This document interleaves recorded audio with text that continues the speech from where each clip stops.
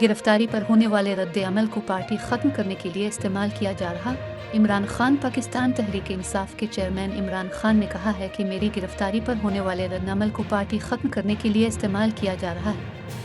अमरीकी नशरियाती इदारे से गुफ्तगू में इमरान खान का कहना था कि मेरी जान को अब भी ख़तरा है, क्योंकि मुखालिफिन को पता है कि मुझे गिरफ्तार करने पर भी इलेक्शन में हरा नहीं सकेंगे। उन्होंने कहा कि मेरी गिरफ्तारी पर होने वाले रद्द-अमल को पार्टी ख़त्म करने के लिए इस्तेमाल किया जा रहा है।